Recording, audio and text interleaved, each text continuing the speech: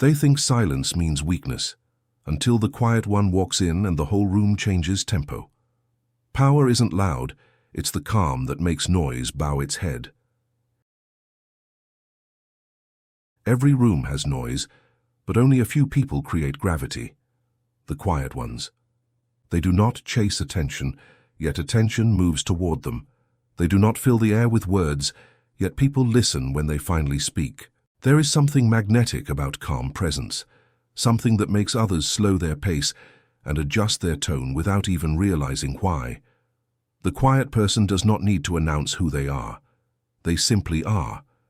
And that being, that stillness, pulls the room into alignment. Most people mistake noise for influence, thinking that the loudest voice wins, but noise burns fast and fades faster. True power is patient. It waits while others waste their energy proving. When a quiet person enters a space, something subtle shifts. The energy bends around their calm. They are not resisting the noise, but the contrast between their silence and everyone else's rush makes them stand out. Stillness becomes a mirror, and people begin to see their own restlessness reflected back. The loudest start to question their volume. The insecure start to wonder why they are over-explaining, and the confident begin to notice who truly holds control. The quiet person does not compete for the spotlight because they understand something deeper. The spotlight follows whoever does not chase it. Quiet is not weakness, it is strategy.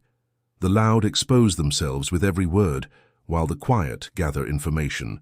They see what others miss, not because they are smarter, but because they are still enough to notice the small things, the tension in someone's tone, the pause before a lie, the way people react when they feel unseen. That awareness gives them an edge. They move slower, but they move with purpose. Every action carries more weight, because nothing they do feels accidental. People begin to sense this precision, and that is how respect starts to form. Not from performance, but from composure. Stillness bends social energy because it forces contrast. When everyone is fighting to be heard, the one who listens becomes the rarest presence in the room. And rarity always creates value. People start to lean closer, to over-explain, to seek reactions, and the quiet person gives them none. This makes others work harder for approval that never comes. That dynamic builds power without effort. The loud may appear dominant, but their dominance depends on response. The quiet hold the real authority because they decide who gets their attention. The loud depend on the quiet more than they realize. Every performer needs an audience. Every talker needs a listener. Every ego needs reflection. The quiet person becomes that reflection, but on their own terms. They control the rhythm without raising their voice, and in that control, there is peace. Because while others burn energy trying to be seen, the quiet person conserves it, letting presence speak where words would only weaken the message. The world eventually learns that noise demands attention, but silence commands it. That is the hidden gravity of quiet. Quiet people don't overpower. They underwhelm strategically. They do not fight for space, they create it. Their power lies not in what they show, but in what they withhold. They know that dominance built on noise is fragile because it depends on being noticed. Soft dominance, however, works in silence. It lives in the pauses between words, in the calm tone that slows others down, in the unhurried gestures that make every movement feel deliberate. The quiet person understands that energy is contagious, and by staying composed, they teach the room how to behave around them. The loud burn out quickly, but the calm endure. That endurance builds authority without effort. Soft dominance is not about control through fear, but through stability. When people are around someone who never rushes, never raises their voice, and never reacts too quickly, they start to trust that person's rhythm more than their own. It happens quietly, almost invisibly. The loud try to lead by pushing, but the quiet lead by pulling. They draw people in through a kind of emotional gravity. Their silence is not emptiness. It is a statement that says, "I do not need to prove anything to you." And that confidence unsettles those who depend on constant approval. The psychology behind this is simple. People crave balance. In a world filled with noise, calmness feels like authority. When someone speaks slowly, others listen more closely. When someone moves with control, others become more aware of their own fidgeting. The quiet person does not have to demand respect because people naturally give it to the one who appears least affected by chaos. Every second of silence, every measured blink, every thoughtful pause creates tension, and in that tension, others reveal themselves. The quiet one watches, learns, and adjusts without ever breaking composure. That is how they win rooms without trying. Soft dominance also works because it flips the social equation. Most people are reactive.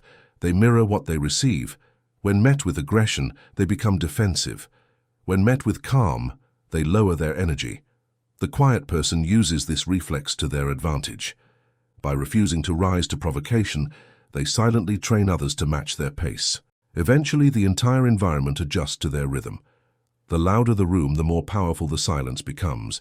It exposes insecurity. It makes noise look childish. It turns every burst of emotion into an admission of weakness. What makes soft dominance so effective is that it cannot be fought directly. You cannot argue with silence. You cannot overpower composure. The harder you push against it, the smaller you appear. People sense this imbalance and begin to align themselves with the calm presence, not the loud one.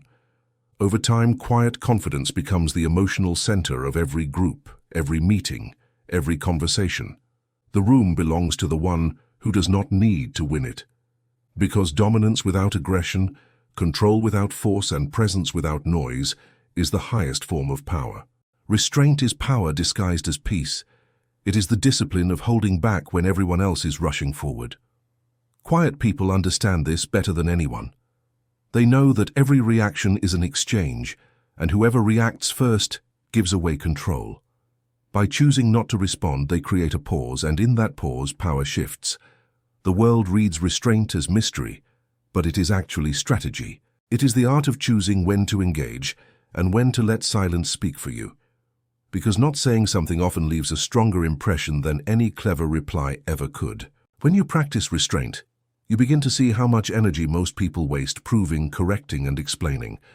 Every argument is a trap that asks for your attention. Every insult is bait that pulls you into someone else's game.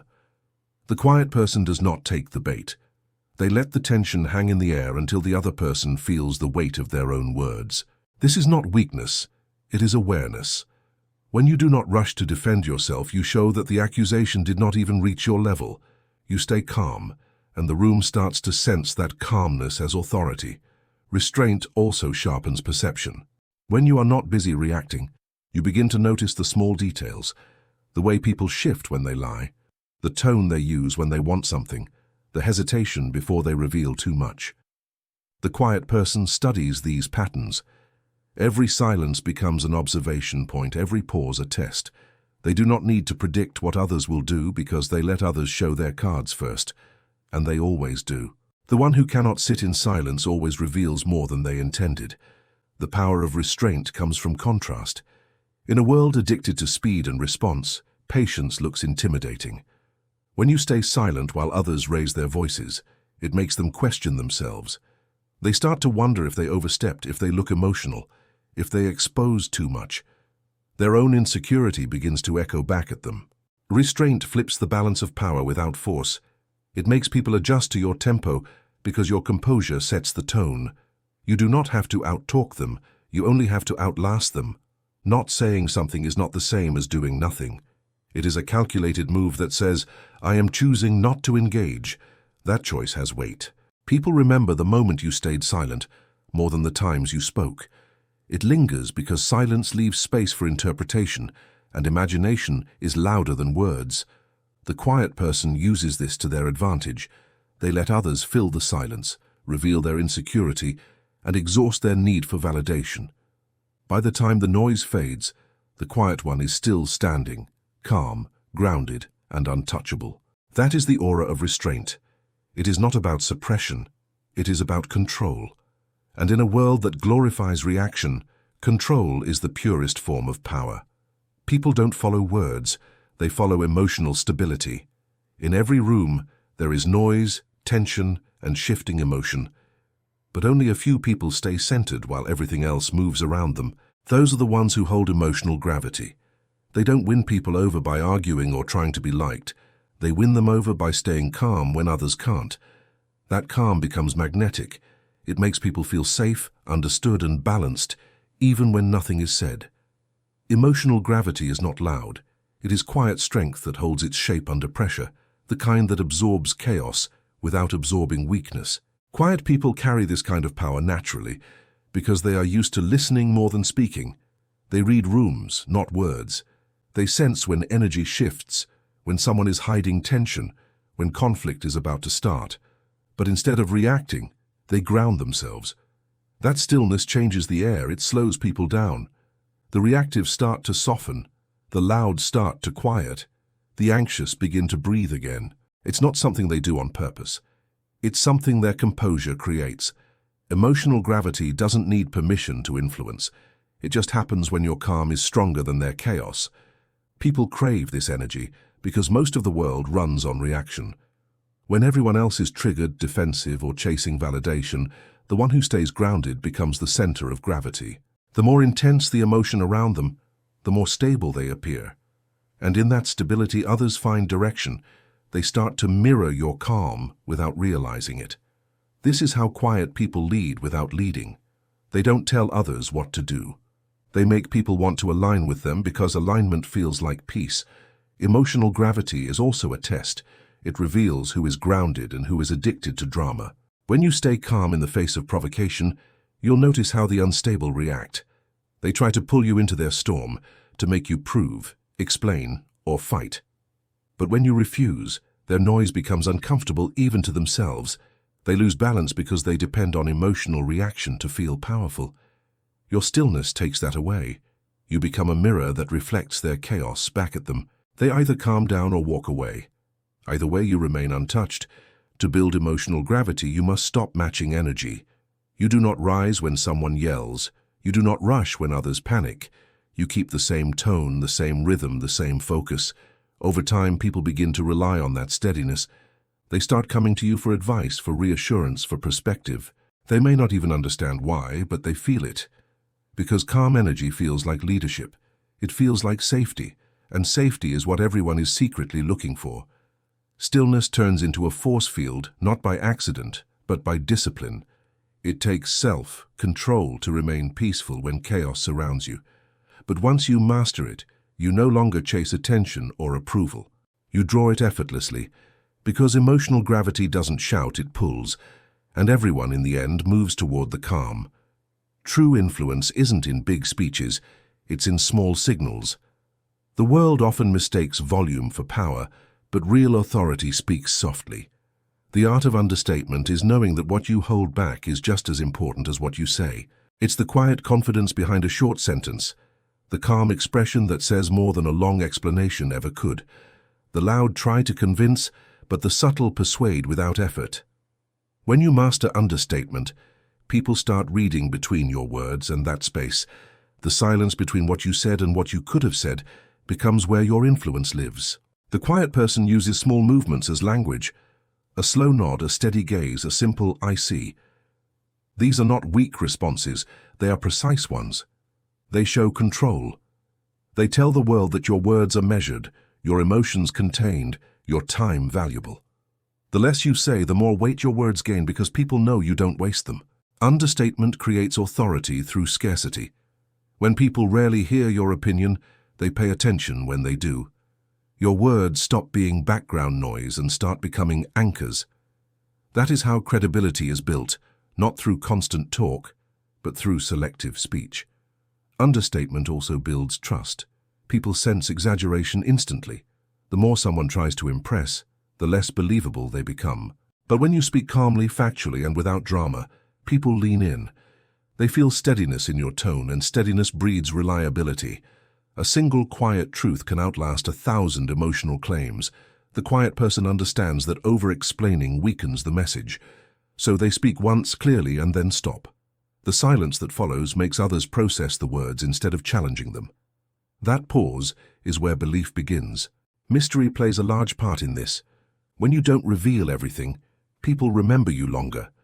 They replay your words, searching for hidden meaning.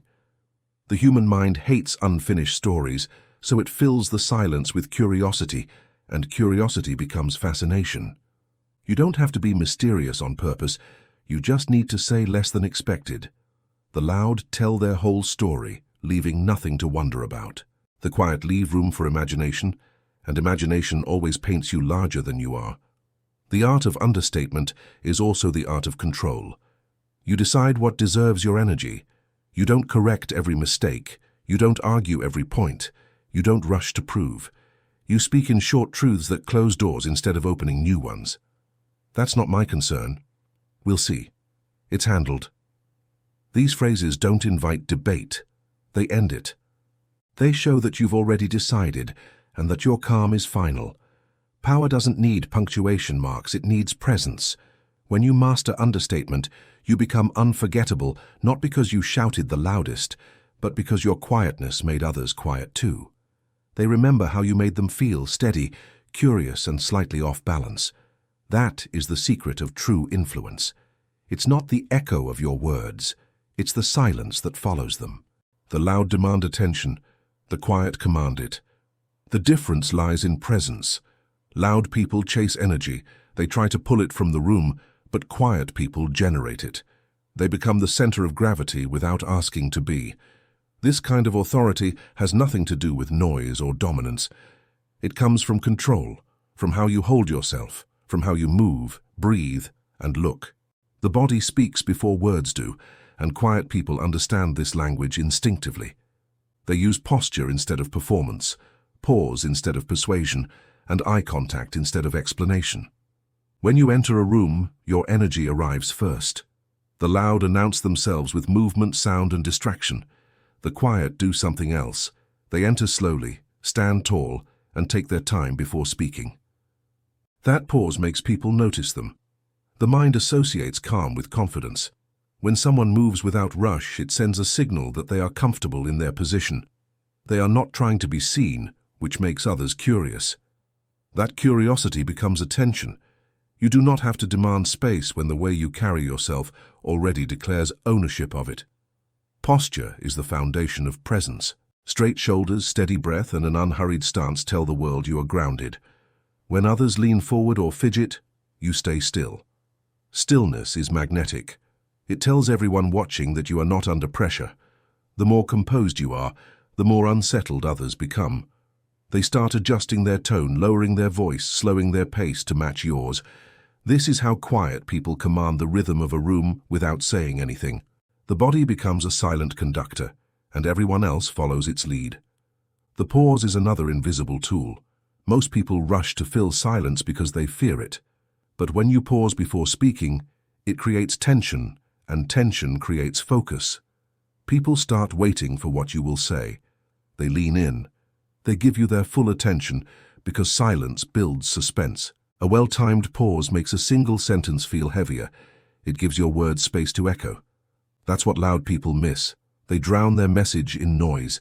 The quiet understand that air between words is what gives them power. Eye contact is control without aggression. The quiet person doesn't stare, they observe. Their gaze is calm, steady, and unbroken. It's not a challenge, it's a mirror. People feel seen, and that makes them slow down. It forces honesty. Controlled breathing is what keeps all of this together. When you breathe deeply, your tone steadies, your body relaxes, and your emotions settle. You project ease, not effort. Others feel it even if they can't explain it. Commanding attention without asking for it is about energy ownership. You do not take energy from the room, you create it within yourself. You make silence your stage and composure your language. In time, people stop talking over you. They start listening, not because you asked them to, but because your presence left them no other choice. Every word you save becomes energy you own. The loud spend their energy like loose change, while the quiet save theirs until the moment it matters. Selective speech is not about saying less for the sake of silence. It is about knowing when your words will have the most impact. Quiet people understand that timing is everything. They speak rarely, but when they do, the room adjusts. People listen more closely because they've learned that silence means calculation, and when the quiet finally choose to speak, something important always follows. Scarcity creates value, and few things are rarer than a person who speaks only with purpose. Words lose power when they are used carelessly. Every repetition, every unnecessary explanation, every emotional reaction dilutes meaning. The quiet person knows this instinctively. They choose words like a craftsman chooses tools, carefully, deliberately, and only when needed. They speak to end confusion, not to join it. A short, calm sentence often carries more influence than a long, emotional one because it feels final. It has weight. It has clarity. When you speak less, people listen more because silence turns your voice into an event, not background noise. Selective speech also shapes how people see you. When you rarely speak, you are seen as thoughtful. When you respond with calm precision, people assume you know more than you say. That assumption becomes part of your power. Others fill in the gaps of your silence with respect, sometimes even fear, because mystery leaves room for imagination. The quiet person lets others project authority onto them without effort. They know that what isn't said often defines them more than what is. And this kind of communication builds emotional control. It prevents the quiet from getting dragged into unnecessary battles or endless explanations. When they speak, they do it to close the subject, not extend it. I understand. That's your view. We'll see. These short responses are shields, not swords. They protect energy. They signal that you have heard, processed, and decided, not that you need to justify or prove. The more final your tone, the less others push. Selective speech teaches people where your boundaries are without ever announcing them. Silence is also a form of persuasion. When you leave space after your words, people fill it with thought. They question themselves. They replay what you said. The pause makes your message echo long after the conversation ends. Most arguments fade quickly, but quiet truths linger. They replay in the minds of others because there's nothing to fight against. That's how the quiet win influence, through echoes, not noise. Speaking only when the stakes are high turns your voice into a weapon. It cuts through the chaos instead of adding to it. People start waiting for your opinion before acting. They start valuing your input not because you talk often, but because when you do, it changes direction. That is the power of selective speech. You don't win by talking more. You win by making every word feel like a decision. At some point, quiet stops being personality. It becomes power. It becomes a presence that fills a room before a word is spoken. People start watching you, not because you ask for attention, but because your calmness makes them curious. They begin to sense something different about you, something that doesn't move like the rest of the world. Stillness, when refined, becomes a kind of status. It separates you from those who are constantly reacting, explaining and performing.